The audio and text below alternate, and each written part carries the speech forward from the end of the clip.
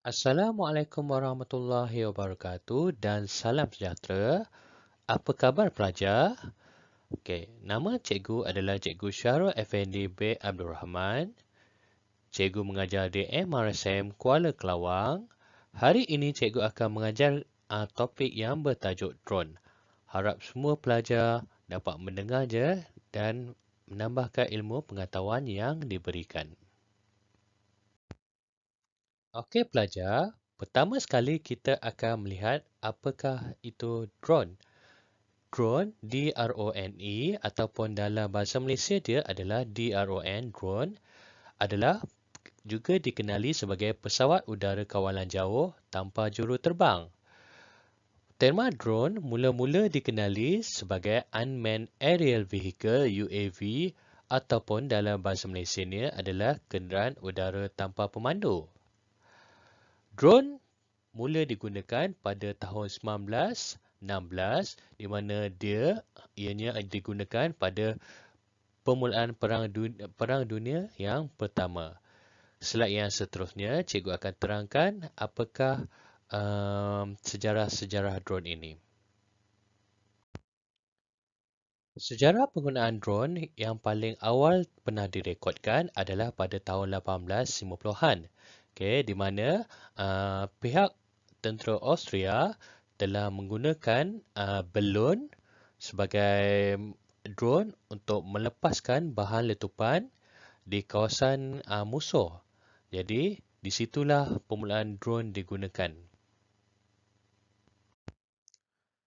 Kemudiannya, pada tahun 1900, sejarah drone bersambung di mana adik-beradik Jacques and Louis Braquet dengan pertolongan psikologis Perancis iaitu Profesor Charles Richard, mereka bertiga telah mereka sebuah gyroplane yang dinamakan sebagai quadcopter di mana quadcopter ini menggunakan 4 kipas dan 1 enjin di mana ciptaan ini telah digunakan untuk membuktikan kemampuan mesin ini untuk terbang atau terapung dengan menggunakan konsep 4 kipas ataupun kita panggil dia sebagai quadcopter.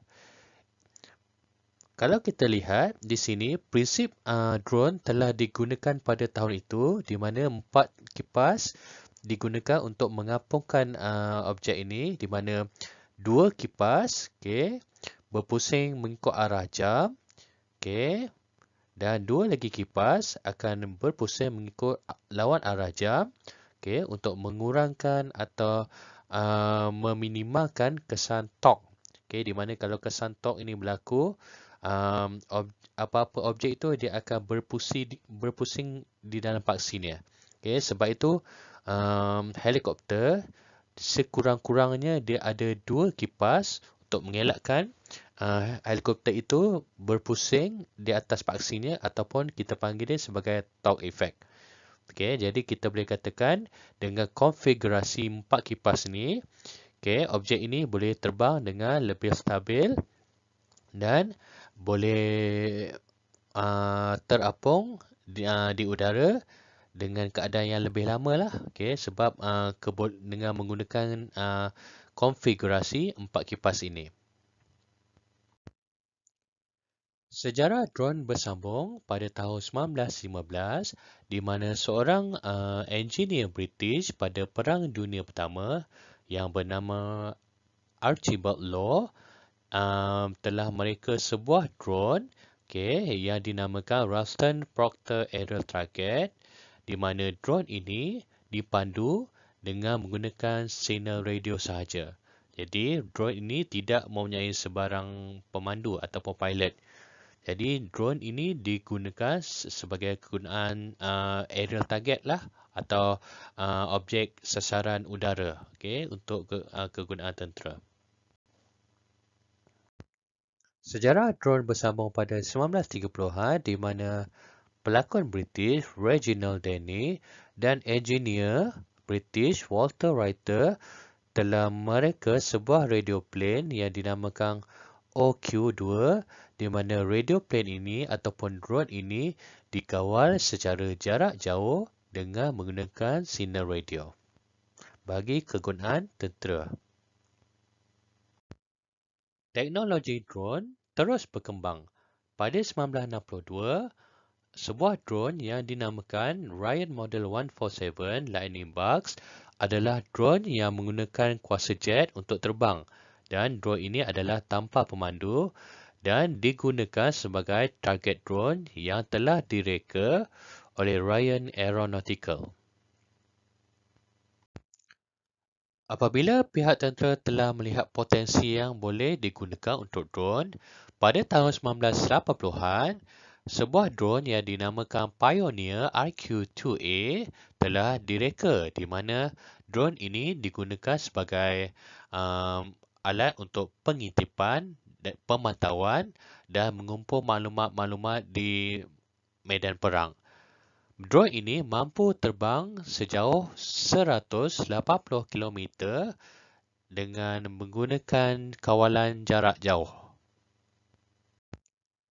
Di dalam era moden ini, drone telah diberikan dengan lebih banyak fungsi. Kalau sebelum ini, drone digunakan sebagai alat untuk pengintipan dan pemantauan, tapi pada tahun 1990-an, drone telah ditambah fungsi dengan kebolehan untuk menembak musuh dengan menggunakan senjata.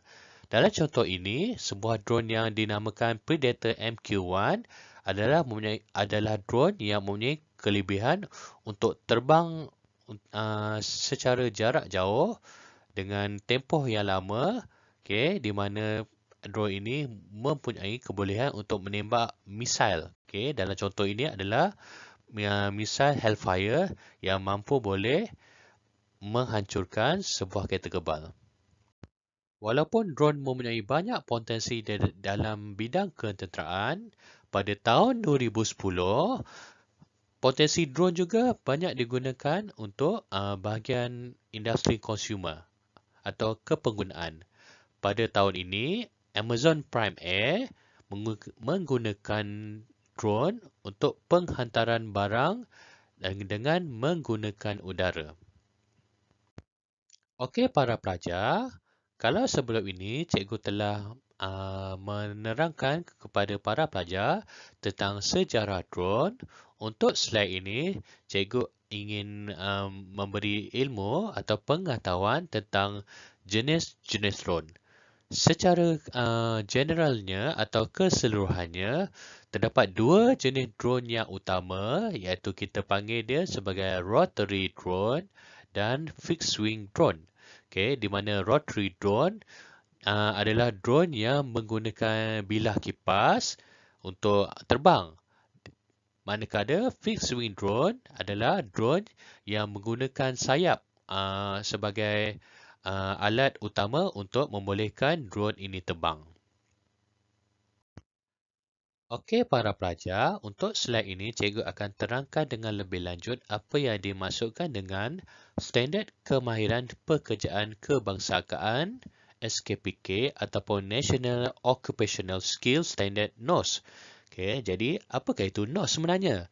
NOS adalah dokumen yang menggariskan kompetensi yang diperlukan oleh seorang pekerja mahir yang bekerja di Malaysia bagi suatu bidang dan tahap pekerjaan serta laluan untuk mencapai kompetensi tersebut. Apa yang cikgu boleh katakan, ini adalah salah satu daripada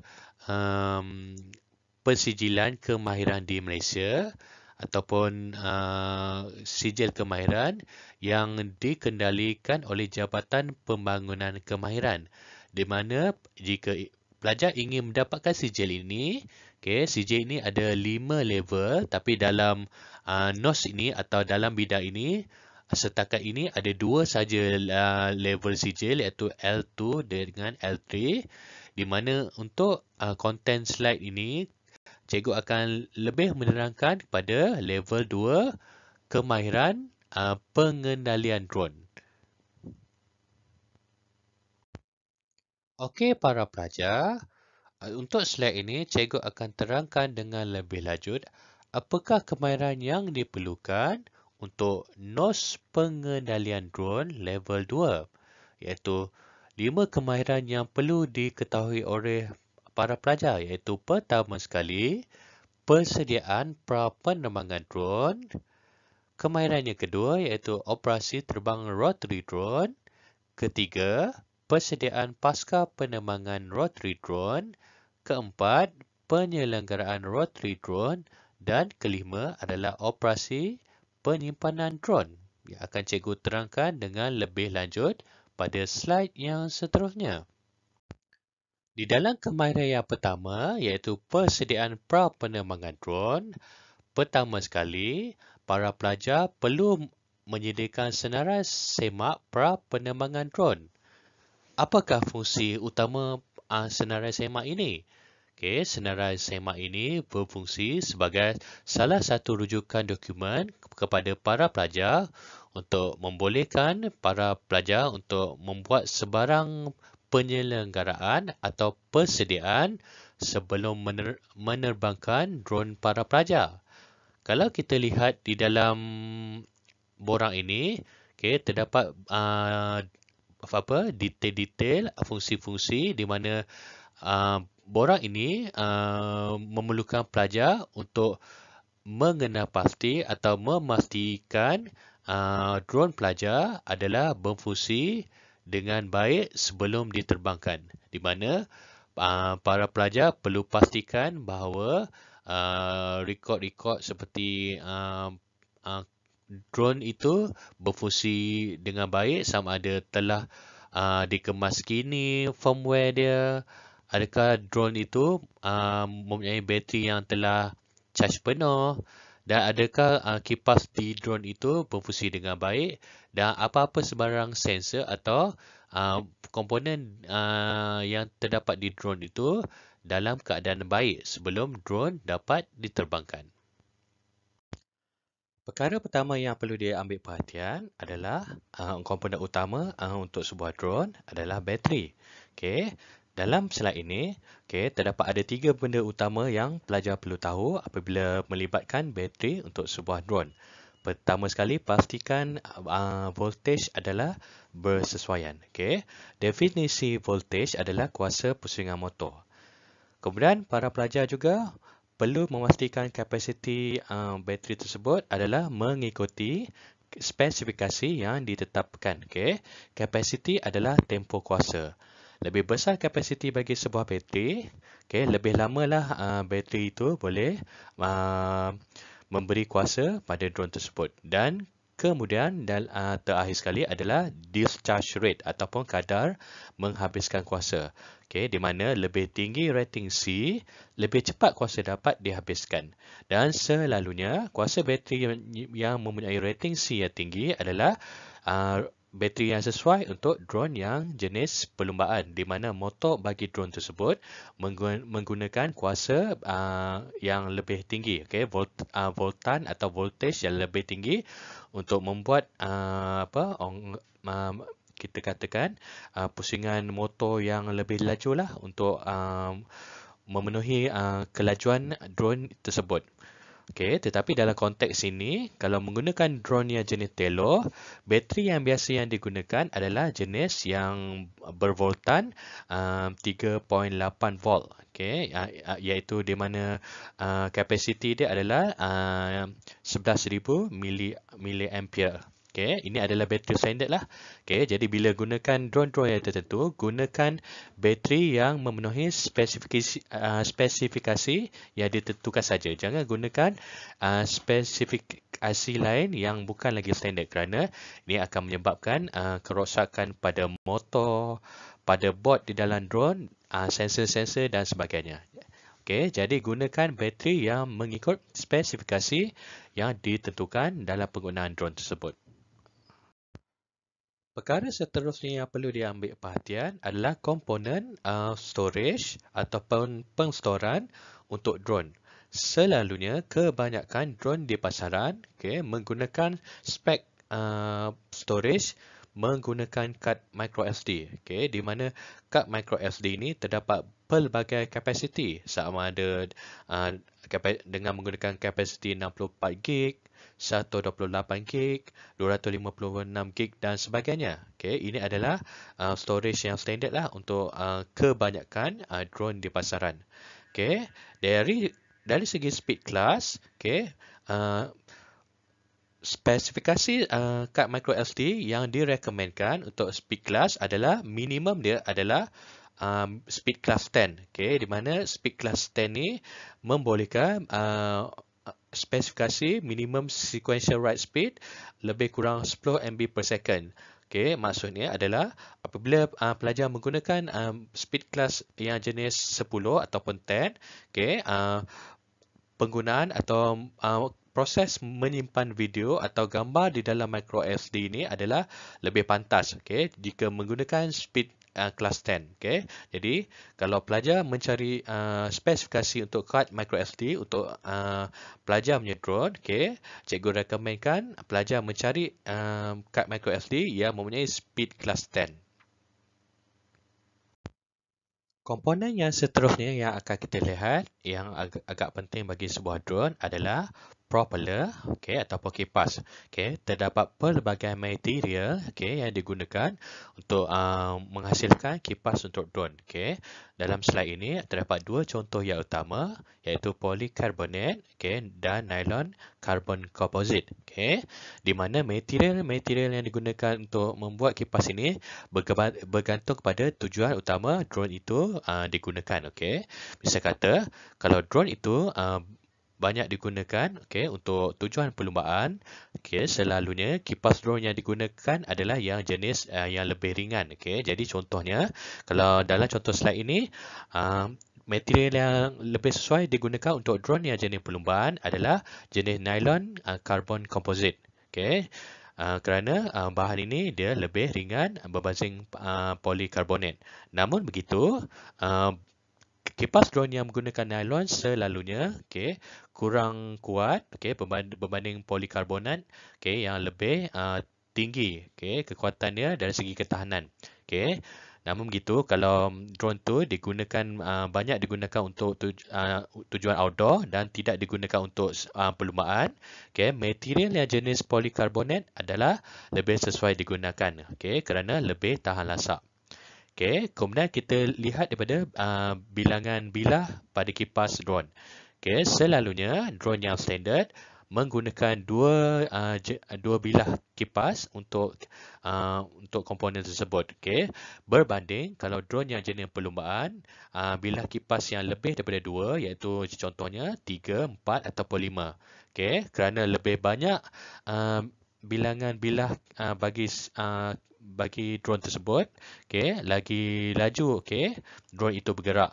Okay, namun kalau menggunakan kipas yang jenis dua bilah saja, drone tersebut selalunya adalah untuk tujuan standard, okay, dan bukan untuk tujuan perlumbaan. Pitch untuk kipas atau bilah kipas drone tersebut juga ada pelbagai jenis. Okay, sama ada menggunakan blade low pitch ataupun high pitch. Okay, di mana kalau menggunakan drone yang menggunakan kipas yang jenis low pitch, okay, selalunya drone ini bukan digunakan untuk tujuan perlumbaan sebab kipas yang gunakan reka bentuk low pitch, okay, tidak memakan kuasa bateri, okay, kerana tidak menghasilkan daya tujah yang lebih tinggi. Berbanding dengan menggunakan kipas drone yang menggunakan high pitch, okay, kipas drone ini akan menghasilkan tujahan yang lebih tinggi.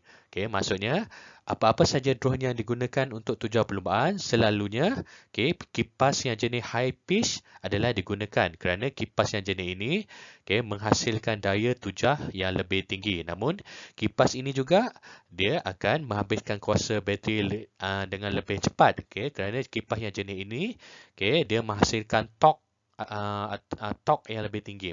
Okay, jadi kipas high pitch ini sesuai hanya digunakan untuk drone yang jenis perlumbaan.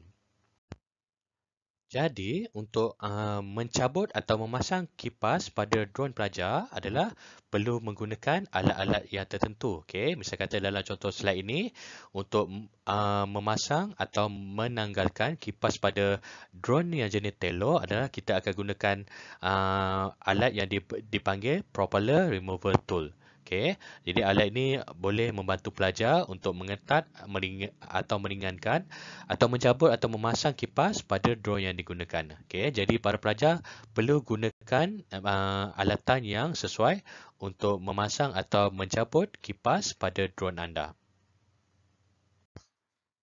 Seterusnya, para pelajar juga perlu mengetahui apakah sensor-sensor yang terdapat di dalam drone.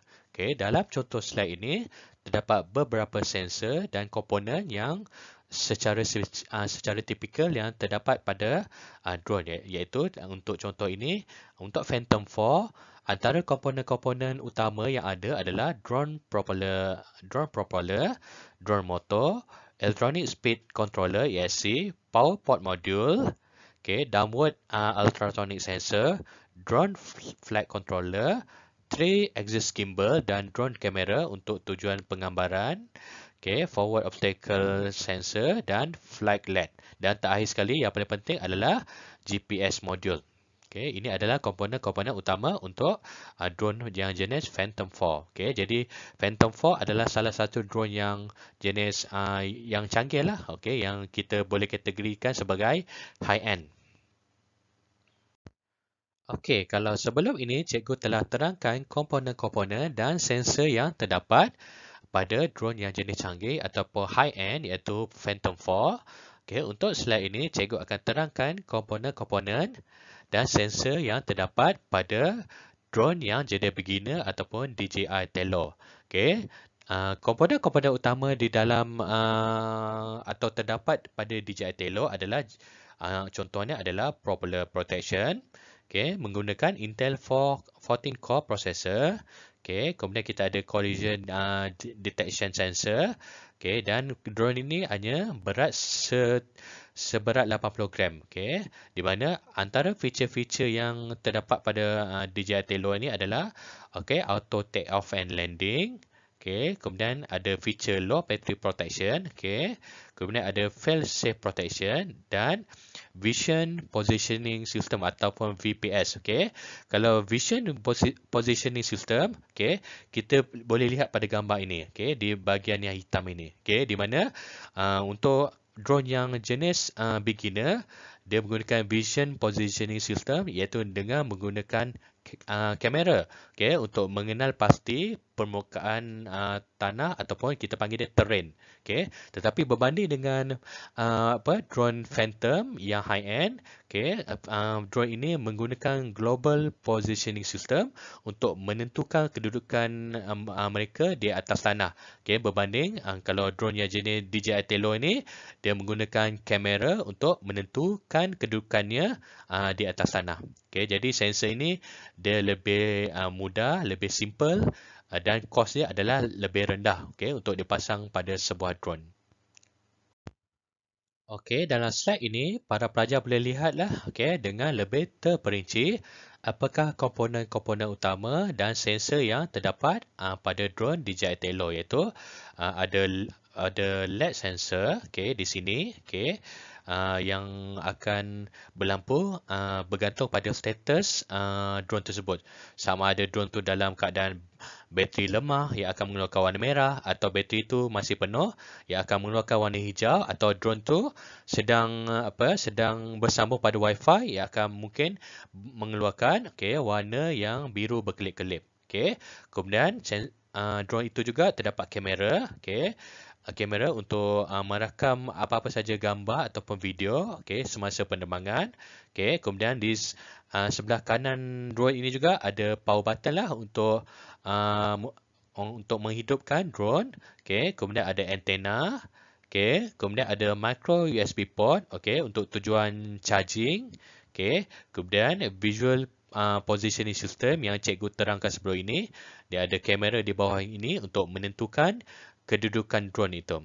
Kemudian drone tersebut ada motor, ada empat motor okay, untuk drone DJI Telor, okay, dan kipas ataupun propeller. Okay, kemudian drone tersebut ada propeller guard, okay, untuk mengelakkan drone ini terlanggar apa-apa saja halangan atau objek yang menyebabkan kipas boleh patah. Komponen yang seterusnya para pelajar perlu tahu adalah Drone Ground Control Station ataupun GCS. Okay. GCS banyak digunakan untuk drone-drone yang jenis high-end atau berspesifikasi tinggi. Okay. Misal kata untuk UAV, Unmanned Aerial Vehicle, okay. UGV untuk Unmanned Ground Vehicle ataupun drone-drone yang berspesifikasi tinggi yang cikgu beri contoh sebelum ni adalah Phantom 4. Okay. Jadi drone-drone ini menggunakan GCS, okay, di mana GCS ini adalah direka bentuk dengan dalam bentuk yang lebih compact, okay, dalam bentuk cikgu katakan dalam bentuk briefcase ataupun bag bimbit, okay, supaya GCS ini boleh dibawa ke mana-mana untuk tujuan lapangan. Okay.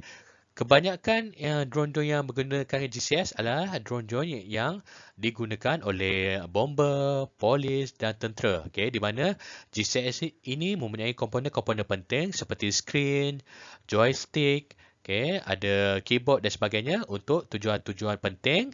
Okay, misal kata memantau perjalanan trafik, okay, memantau bencana alam, memantau bentuk bumi, memantau kebakaran hutan dan sebagainya. Okay, jadi drone-drone yang berspesifikasi tinggi, okay, atau drone-drone high-end menggunakan GCS sebagai orang kata elemen untuk kawalan. Okay.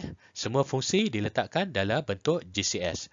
Okay. Berbanding pula drone yang jenis beginner, okay, selalunya drone yang jenis beginner hanyalah menggunakan controller biasa. Okay. Jadi mana controller biasa, kalau dalam gambar ini dipasang dengan menggunakan handphone. Jadi handphone ini digunakan untuk tujuan FPV lah. Okay, kalau drone ni bergerak dalam mode FPV ataupun first person view, okay, jadi handphone ni digunakan sebagai monitor untuk menunjukkan gambar orang kata forward looking. Okay, untuk drone itu terbang. Okay, jadi kalau drone tu digunakan untuk perlumbaan, selalunya skrin perlu dipasang pada controller ni supaya pengemudi drone itu boleh melihat ke arah mana drone ini bergerak.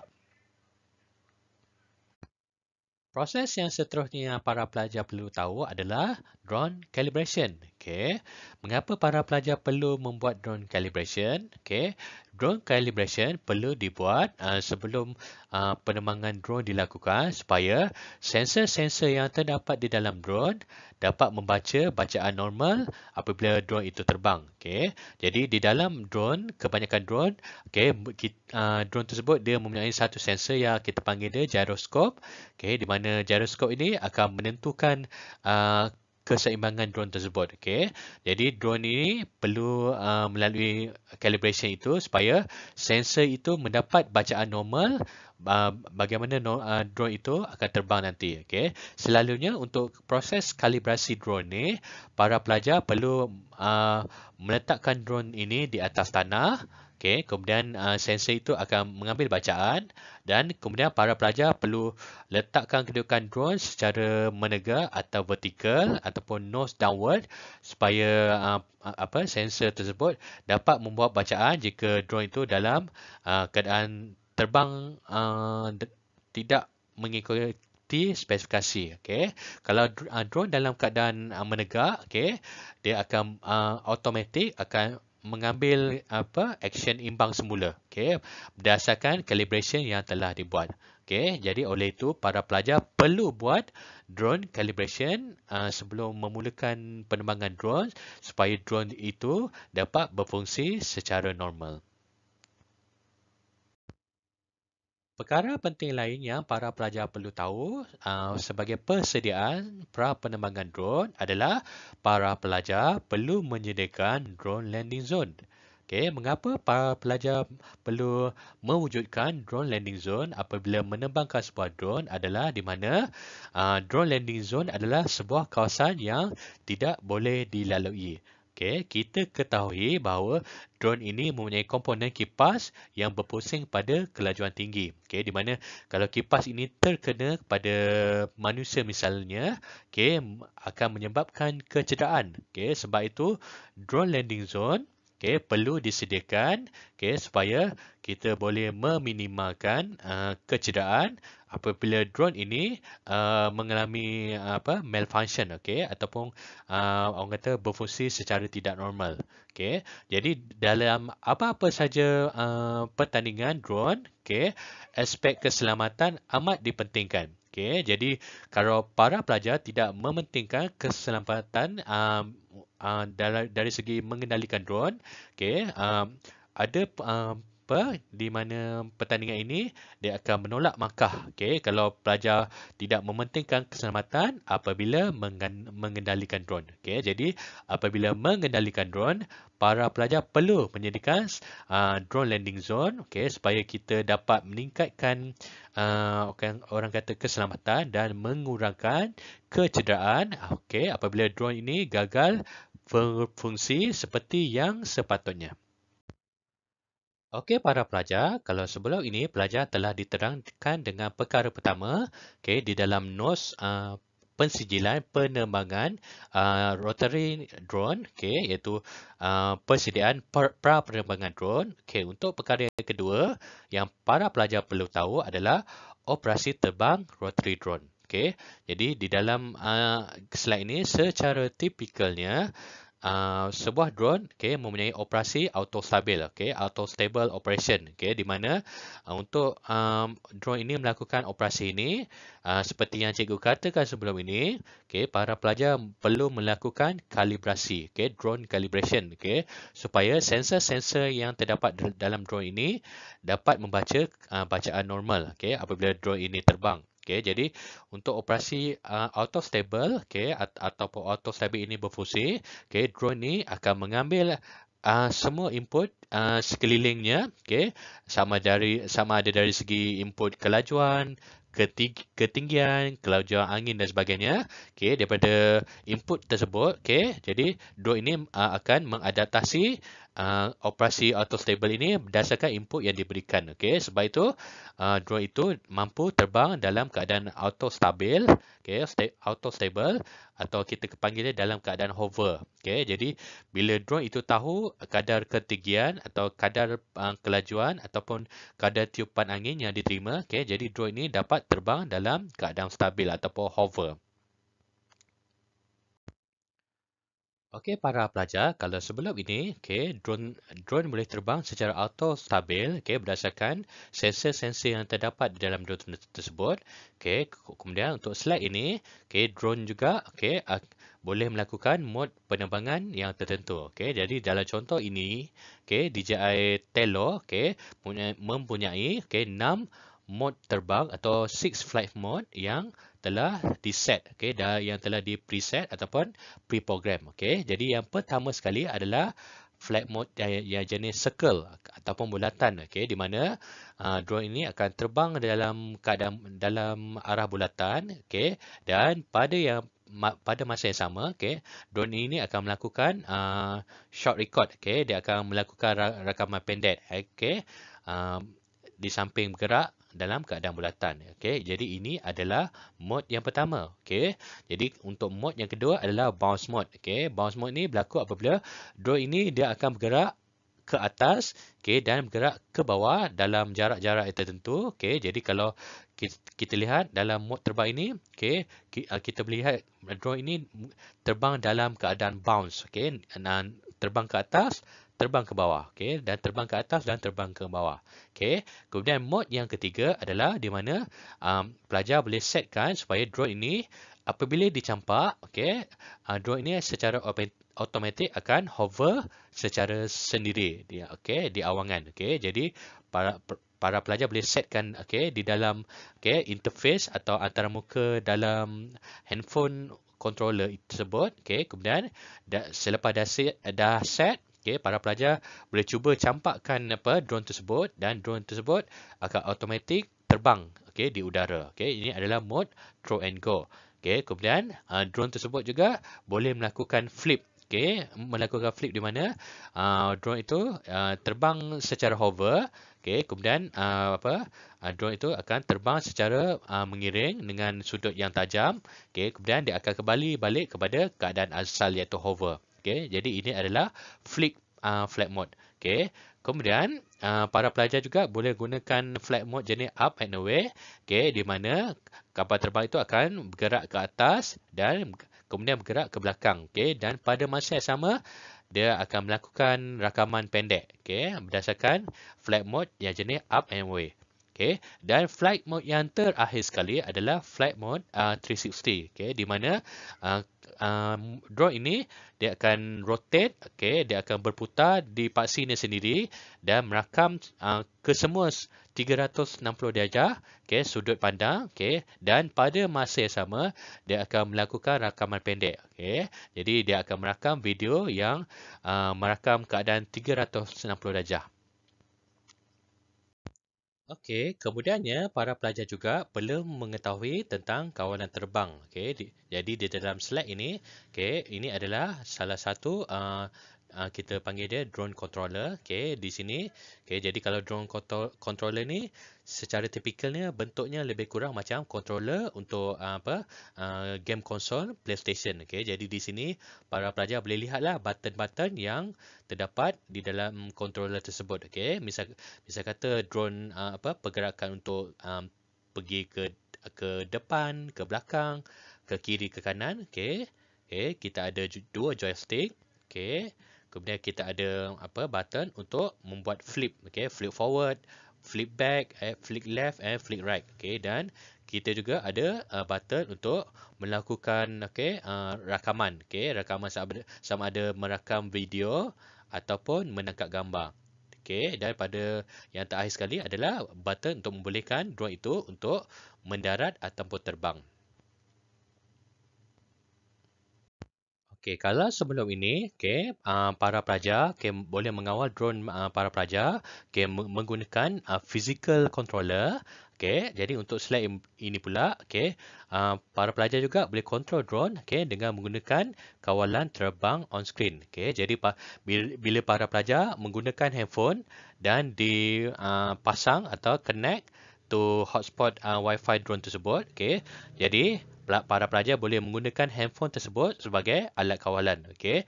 Jadi secara tipikalnya kawalan terbang on screen, okey, kalau para pelajar lihat dekat skrin ini, okey, kita ada beberapa label lah untuk menunjukkan fungsi-fungsi menggunakan penerbangan kawalan terbang on screen. Okey. Jadi kalau kita lihat di sebelah kiri bawah ini, okey, para pelajar boleh buat operasi turn left right, okey, flap up and down. Okey. Kemudian boleh di sebelah kanan bawah pula, okey, para pelajar boleh buat operasi fly forward ataupun fly backward ataupun fly left and right. Okey, di sebelah kiri atas, okey, pelajar boleh melakukan operasi take off and landing. Okey, boleh melakukan flight mode. Okey, di sinilah terdapat yang 6 flight mode yang cikgu terangkan sebelum ini. Okey, jadi para pelajar boleh tekankan button ini. Okey, kemudian para pelajar boleh akses kepada setting atau tetapan untuk drone tersebut. Okey, kemudian dekat sini pula para pelajar boleh lihat indikator atau petunjuk di bahagian tengah atas. Okey, jadi indikator-indikator yang ditunjukkan di dalam interface atau antara muka untuk kawalan terbang on screen ni adalah kita ada indikator bateri, ada indikator Wi-Fi, okay, ada indikator Bluetooth, okay, dan ada indikator speed, okay, dan height. Dan terakhir sekali di sebelah kanan atas, okay, para pelajar juga boleh mengawal orang kata playback, okay, untuk memain semula video atau gambar yang telah ditangkap. Okay, jadi para pelajar juga boleh bertukar mode, sama ada menggunakan mode foto ataupun mode video. Dan di button yang sebelah kanan sekali, kanan atas, para pelajar juga boleh tangkap gambar, atau memulakan proses menangkap gambar atau menangkap video dan melakukan proses menghentikan merakam atau menangkap gambar dengan menggunakan button ini. Okey, para pelajar, kalau sebelum ini cikgu telah terangkan perkara yang kedua dalam nos pensijilan penerbangan drone yang jenis rotary iaitu operasi terbang rotary drone. Okey, pada slide ini, okey, cikgu akan terangkan tentang persediaan pasca penerbangan rotary drone. Okey, pelajar, untuk setiap kali drone telah diterbangkan, okey, selepas selesai mendarat, okey, para pelajar perlu pastikan okey, drone dalam keadaan baik. Okey, di mana kalau pelajar lihat dalam gambar ini, okey, di sebelah kiri adalah contoh bilah drone atau kipas drone yang telah rosak. Okey, kemungkinan besar drone ini telah terlanggar dengan objek seperti pokok dan sebagainya. Okey, jadi setiap kali selepas menggunakan drone, okey, para pelajar perlu pastikan bilah kipas drone adalah dalam keadaan baik, elok, tidak retak atau tidak pecah dan sebagainya. Okey, supaya ia tidak mengganggu fungsi penerbangan drone tersebut. Okey, dan kalau para pelajar lihat di gambar sebelah kanan, ini adalah contoh drone yang telah tempas. Okey, di mana kipas drone dan sebagainya tercabut. Okey, jadi jikalau terdapat kemalangan drone yang berlaku, okey, sila pastikan drone dalam keadaan selamat, okey, frame drone adalah dalam keadaan baik dan sebagainya sebelum memulakan penerbangan semula. Seterusnya, okey, para pelajar perlu pastikan bateri untuk drone dalam keadaan baik, di mana casing untuk bateri drone itu tidak rosak, tidak pecah dan sebagainya. Okey, para pelajar juga perlu pastikan okey, charging rate atau rate charging untuk bateri tersebut adalah dalam keadaan normal. Okey, selalunya charging times okey untuk bateri selalunya selang masa yang tertentu. Okey, selalunya kalau bateri itu tidak boleh di-charge semula dalam kapasiti penuh, okey, bateri drone tersebut perlulah diganti. Okey, jadi di sebelah kanan pula para pelajar boleh lihat okey di mana drone telah dileraikan di dalam komponen yang tertentu. Okey, jadi drone ni okey dileraikan supaya dapat disimpan dengan baik, okey, dan digunakan semula. Okey, tetapi dalam konteks menggunakan drone yang jenis DJI Telor, okey, komponen drone yang boleh ditanggal selalunya hanyalah melibatkan kipas, okey, bateri dan storage SD card. Okey, komponen-komponen lain secara tipikalnya tidak boleh ditanggalkan. Okey, dia hanya boleh di-repair, okey, atau diservis oleh orang-orang yang berpengetahuan saja. Okey, seterusnya kita akan sentuh pada perkara keempat di dalam nos penerbangan drone yang jenis rotary iaitu penyelenggaraan rotary drone. Okey, jadi pertama sekali, okey, para pelajar perlu kemaskan firmware. Okey, dalam konteks ini, dalam slide ini, okey, kalau para pelajar menggunakan drone yang jenis DJI Telor, okey, bila pelajar sudah connect atau sambungkan telefon kepada DJI Telor drone, okey, pelajar akan lihat interface atau antarmuka ini. Okey, jadi kalau pelajar lihat ada beberapa komponen atau feature yang terdapat dalam interface ini iaitu IMU status, center of gravity calibration, firmware version, loader version dan app version. Okey, jadi di dalam slide ini cikgu tekankan bahagian ini iaitu firmware version. Okey, jadi di bahagian sinilah para pelajar boleh kemas skini firmware. Okey, di mana apabila ini ingin kemas skini firmware tersebut, okey, para pelajar perlu connect telefon itu kepada internet dan hanya tekan butang ini. Okey, kenapa firmware untuk drone itu perlu dikemas kini? Okey, supaya kod-kod yang terkini boleh dimasukkan di dalam drone tersebut supaya drone tersebut boleh terbang dengan lebih optimum. Seterusnya, penyelenggaraan yang perlu dilakukan oleh pelajar terhadap drone yang digunakan adalah penyelenggaraan motor dan kipas. Okey, jadi kalau para pelajar lihat di dalam gambar rajah ini, secara tipikalnya, okey, drone ada 4 kipas, okey, iaitu motor 1, motor 2, 3 and 4. Okey, di mana selalunya arah pusingan kipas untuk drone tersebut ada dua arah berbeza untuk dua pasangan yang berbeza. Okey, misal kata, kalau kita lihat dekat gambar ni, motor 4 dengan motor 2 dia akan berpusing secara clockwise CW, okey, CW, dan motor 1 dan motor 3 akan berpusing secara counter clockwise CCW. Okey. Jadi pastikan pemasangan kipas itu berdasarkan arah pusingan yang betul. Okey, kenapa kipas 4 dan 2 serta kipas 1 dan 3 berpusing secara berlawanan, okey, macam cikgu sentuhkan sebelum ini. Okey, kipas ini berpusing secara berlawanan supaya torque effect itu dapat diminimalkan, okey, supaya supaya drone ini tidak berpusing dalam paksi sendiri. Sebab itu secara tipikalnya, secara minimum sebuah drone dia mempunyai 4 kipas, okey, supaya pusingan 4 dan 2 dia boleh cancelkan pusingan kipas motor 1 dan 3 untuk meminimumkan torque effect yang cikgu terangkan sebelum ini. Okey, kemudian seterusnya, perkara yang perlu pelajar tahu tentang nos penemangan drone yang jenis rotary adalah operasi penyimpanan drone. Kalau para pelajar lihat di dalam gambar ini, terdapat dua cara untuk menyimpan drone. Okay, sama ada menyimpan semula di dalam kotak yang dihaskan untuk menyimpan drone, atau para pelajar boleh membeli aksesori tambahan seperti beg ini, okay, untuk menyimpan drone dalam keadaan yang lebih selamat. Okay, mengapa casing atau bag case untuk drone ini perlu disediakan supaya drone yang disimpan adalah terlindung daripada sebarang kerosakan dan sebagainya. Okay, sebab komponen seperti kipas dan propeller guard ni adalah dia senang patah. Okay, sebab itu pelajar perlu menyediakan tempat yang sesuai untuk menyimpan drone ini. Jadi, cara yang paling mudah adalah simpan semula dalam kotak yang disediakan, atau sediakan satu carrying bag. Okay, untuk simpan drone ini supaya drone ini dapat digunakan dengan lebih lama. Contoh simpanan kedua yang pelajar boleh gunakan adalah gunakan drone storage briefcase, okay, di mana simpanan ini adalah lebih besar. Dia seakan-akan sebuah beg bimbit.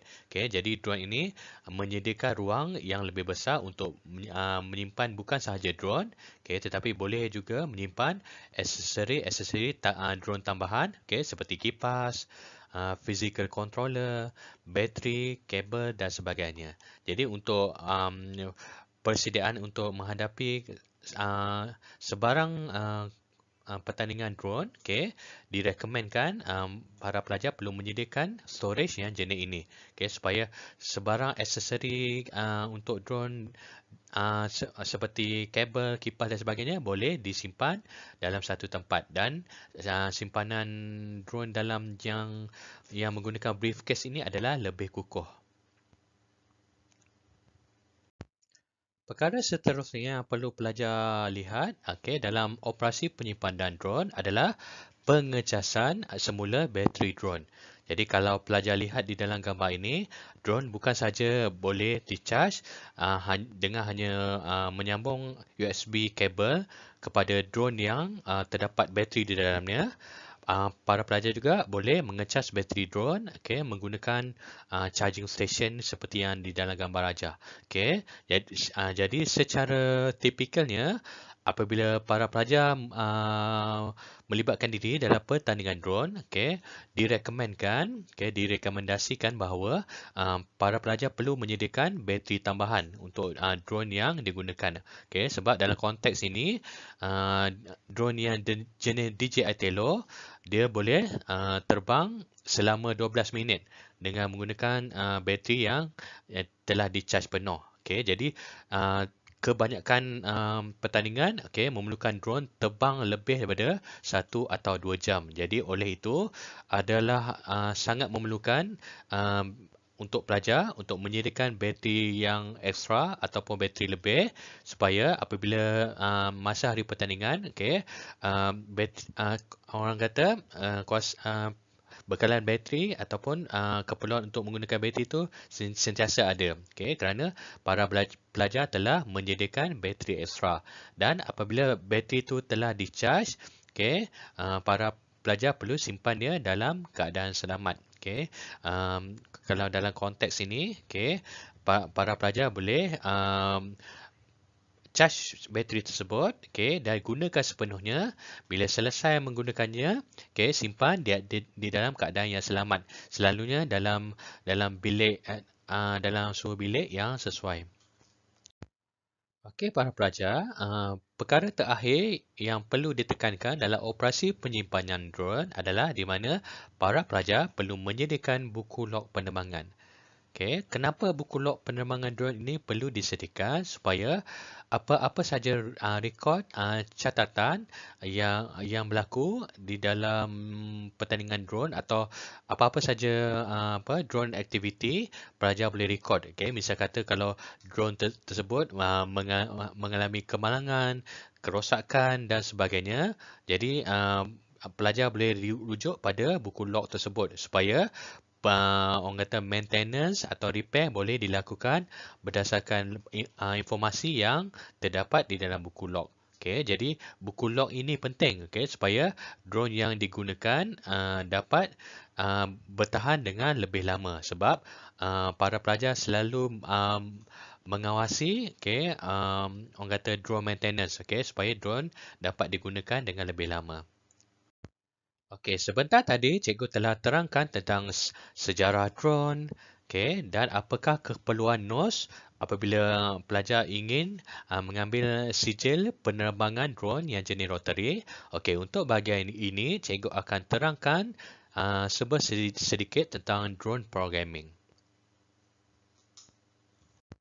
Okey, para pelajar, untuk drone programming terdapat beberapa software ataupun aplikasi yang boleh digunakan untuk mengawal drone secara autonomous, iaitu pertama sekali menggunakan Scratch Tree Tello. Okey, di mana kalau para pelajar lihat gambar di dalam slide ini, Scratch Tree Tello adalah secara asasnya adalah menggunakan software Scratch. Okay, jadi software Scratch ini menggunakan drag and drop programming. Okay, di mana kalau pelajar ingin menerbangkan drone secara autonomi, para pelajar hanya perlu tarik saja apa-apa command di sebelah kiri dan masukkan di bahagian command window. Okay, jadi kalau contoh ini, para pelajar boleh lihat ada beberapa command telah diletak untuk melakukan operasi-operasi tertentu. Okay, jadi ini adalah software pertama untuk pelajar gunakan untuk drone programming menggunakan Scratch Tree Tello. Okey, aplikasi yang kedua yang para pelajar boleh gunakan, okay, untuk melakukan autonomous flight untuk drone adalah menggunakan Drone Block. Okay, jadi Drone Block adalah software standard untuk sesiapa saja yang menggunakan drone DJI Tello. Okay, jadi seperti Scratch Tree juga, okay, Drone Block juga menggunakan drag and drop, okay, programming di mana di sebelah kiri ini, okay, para pelajar boleh memilih apa-apa saja jenis command yang boleh digunakan untuk menerbangkan drone. Okay, kemudian apabila command itu telah dipilih, para pelajar boleh drop saja di bahagian command window ini. Okay, jadi di dalam command window ini, para pelajar hanya perlu susun dan setkan parameter-parameter yang tertentu untuk membolehkan drone terbang mengikut command yang telah diberikan. Okay, dalam slide seterusnya, cikgu akan tunjukkan video pendek contoh bagaimana software Drone Block ni digunakan untuk menerbangkan sebuah drone secara autonomous. Thank you for tuning in. I wanted to just do a quick video update as it relates to this Rise Tello. Now, this is actually being sold by DJI. A lot of people refer to it as a DJI Tello. To be accurate, it's manufactured by Rise Robotics and sold by DJI. It has DJI and Intel technology inside of it. If you guys would have asked me 5 years ago if I'd be talking about this on the channel, I would absolutely say no, because to me this looks like a toy, but what I want to share is just how far along technology has come. There's actually a SDK and we've integrated drone blocks. I want to demonstrate some of that, but you can see these sensors on the bottom. There's a camera, the front, and a lot of the capabilities that we offer in drone blocks are available with Tello. Now, this does not have GPS, but the SDK does allow us to control distances. We can specify units in inches or centimeters, which is really cool.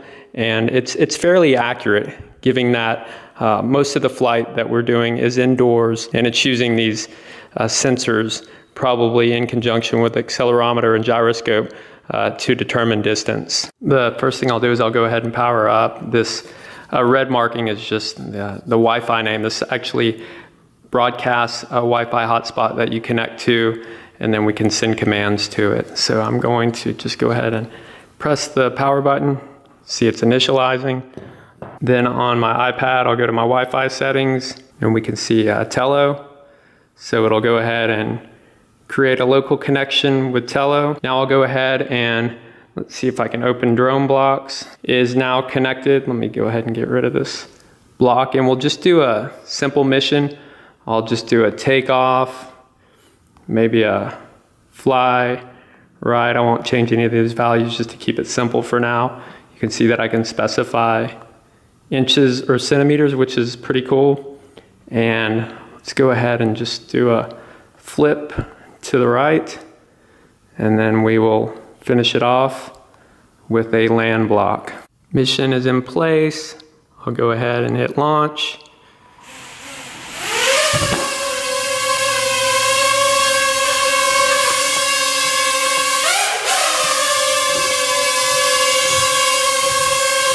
And it's going to come all the way down, and you can see just how stable it is. Not much drift. Just executed our mission. Pretty impressive. We'll do another just quick test. We'll have a takeoff. It'll fly forward 60 meters, do a 360-degree yaw, a bunch of flips, forward, backward, left, and right. Then it will fly backward and then land. Now I do have Tello sitting on a little black piece of tape that I use to mark the center of my garage for the ping pong table.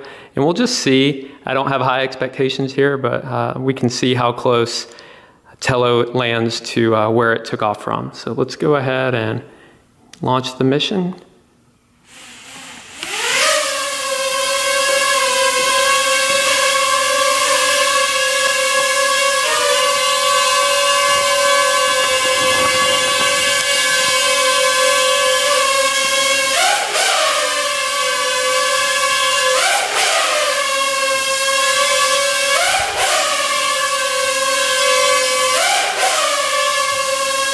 Okay, so it's finished the sequence and should be landing now.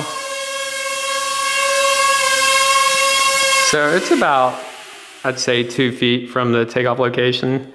There is a bit of drift. So that's DroneBlocks for Tello. We're currently in beta. Hope to get it out to the App Store soon. I believe Tello will be available publicly in a few weeks. So definitely be on the lookout. And if you guys are interested in STEM or teaching after-school programs, I think this is a great way to learn. We're going to have some lessons that demonstrate how to learn how to program as well as use Tello. And ultimately, we hope as students become more familiar with programming and drones, they can get into some of our more complex lessons that work with the Phantoms, Mavic Pros, Inspire 1s. Just as a side note, we recently did a workshop where students had to program Tello to go through these little hoops, and it was definitely challenging. You know, there's all sorts of drift going on and inconsistent results. It's definitely a fun lesson and just shows you the capabilities of such a small drone in a really amazing price point for $99. Just wanted to share that update. I'll post once DroneBlocks support for Tello goes live. If you have any questions or comments, please post them below. And until next time, thanks for watching. Okay, untuk bahagian slide yang terakhir ini, cikgu akan dedahkan pada para pelajar antara contoh-contoh pertandingan yang pelajar boleh sertai untuk programming drone. Okay? Jadi dalam contoh ini adalah pertandingan drone Junior Skill Malaysia ataupun JSM. Okey, apakah itu yang dimaksudkan dengan Junior Skill Malaysia ataupun JSM? Okey, jadi pada bulan 10, okey, pada tahun lepas, okey, Junior Skill Malaysia telah diadakan, okey, yang dikendalikan oleh Jabatan Pembangunan Kemahiran JPK, di mana pertandingan ini akan menguji kemampuan pelajar untuk skill-skill yang tertentu, sama ada dalam bidang cooking, elektronik, software, mechanical drone, web teknologi dan sebagainya. Okey, jadi salah satu pertandingan yang dipertandingkan dalam JSM adalah drone programming ataupun dalam slide ni kita panggil dia drone teknologi. Okey, di mana dia akan menguji kemampuan pelajar untuk mengawal drone berdasarkan spesifikasi yang ditetapkan di dalam pertandingan tersebut. Okey, jadi pertandingan ini boleh disertai oleh semua pelajar dalam lingkungan limit umur atau had umur tingkatan 4.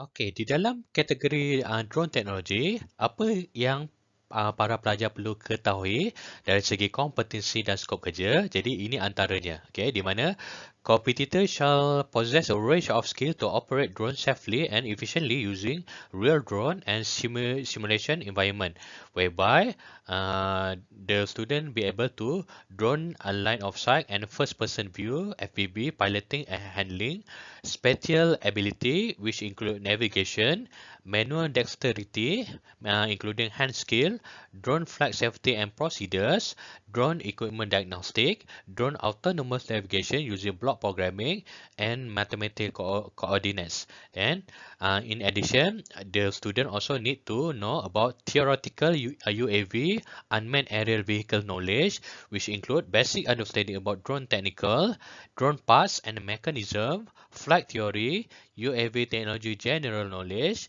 and lastly, drone and UAV technological application. Okey, sebentar tadi cikgu telah terangkan tentang kompetensi dan scope of work yang pelajar perlu tahu apabila menyertai pertandingan ini. Okey, kemudian dalam slide ini cikgu akan terangkan tentang format pertandingan drone teknologi di dalam Junior Skill Malaysia. Jadi terdapat 3 modul utama yang pelajar perlu penuhi, okey, untuk drone ini. Okey, pertandingan drone ini adalah yang pertama sekali adalah modul 1 yang melibatkan drone diagnostic and repair. Okey, di mana para pelajar perlu tahu bagaimana untuk mengenal pasti atau buat troubleshooting atau repair ataupun servis untuk sebuah drone. Okay, sebab itu adalah meliputi keperluan knowledge atau skill lah yang pelajar perlu tahu apabila mengendalikan drone. Okay, untuk modul kedua pula, okay, para pelajar juga perlu mempunyai skill dari segi mengawal drone dengan menggunakan mode drone line of sight LOS ataupun menggunakan first person view FPV piloting apabila mengendalikan drone. Okey, jadi dalam modul 2 ini para pelajar perlu mempunyai skill dan kemahiran dalam mengendalikan drone secara langsung tanpa menggunakan apa-apa programming. Okey, kemudian yang ketiga adalah modul 3 iaitu drone autonomous flight. Okey, di sinilah para pelajar diuji dengan kebolehan menggunakan block programming, okey, untuk set, okey, penerbangan drone secara autonomous. Okey, jadi ketiga-tiga model ini perlu dipenuhi oleh para pelajar apabila memasuki pertandingan drone untuk kategori drone teknologi di dalam Junior Skill Malaysia. Okey, dalam slide ini para pelajar boleh lihat format pertandingan di mana bagaimana drone course layout untuk mode LOS dan FPV piloting. Okey, di mana di dalam slide ini para pelajar boleh lihat, okey, ini adalah lapangan ataupun course yang yang digunakan, okey, dalam pertandingan drone. Okey, di mana di dalam pertandingan tersebut lapangan itu akan diletakkan satu take off point, okey, dan satu landing point. Okey, di mana para pelajar perlu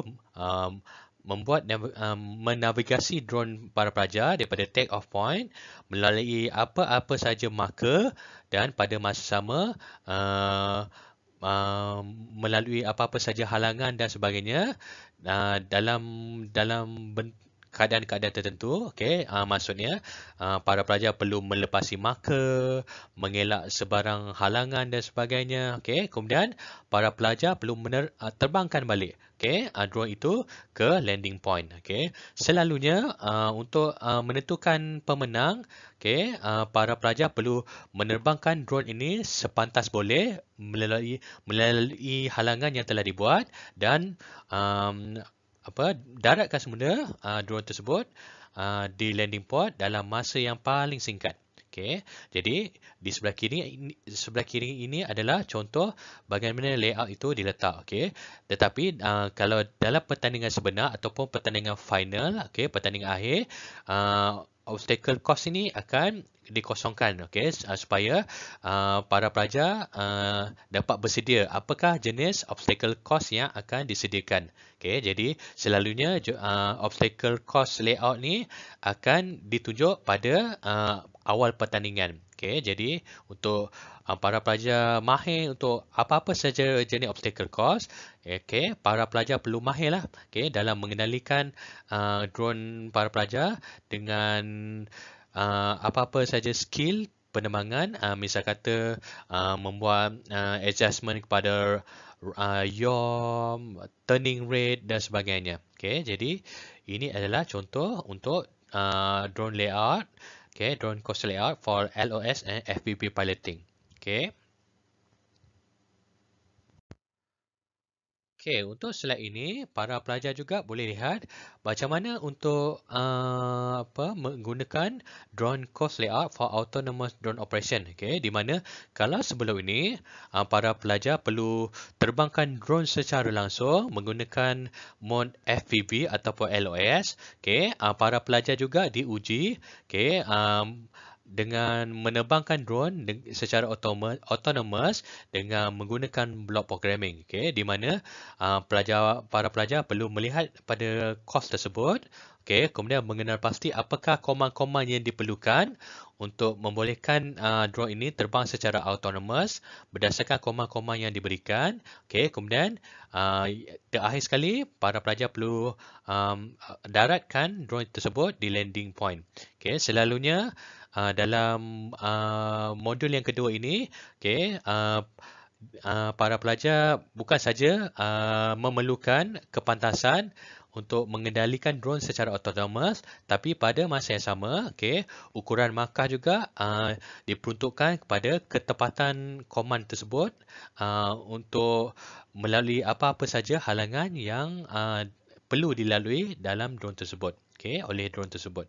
Okay, jadi untuk pertandingan yang terakhir, selalunya, okay, course layout akan diberikan pada peserta di awal pertandingan, okay, supaya peserta boleh membuat perancangan dan sebagainya, apakah jenis komand yang diperlukan untuk menghabiskan course layout yang telah diberikan. Okey, jadi dalam slide ini juga, para pelajar perlu tahu peralatan yang digunakan di dalam pertandingan drone. Okey, di mana kita boleh lihat, okey, ini adalah contoh take off and landing pad. Okey, kita ada marker yang menggunakan balloon. Okey, kita ada obstacle course, okey, dengan menggunakan peralatan-peralatan tertentu, okey, seperti yang ditunjukkan di dalam gambar rajah. Okey, selalunya alatan ini para pelajar perlu lalukan drone melalui alatan ini untuk melepasi halangan ini, okey, untuk mendapat markah penuh untuk dalam pertandingan drone. Kemudian, para pelajar juga perlu tahu apakah aplikasi yang digunakan dalam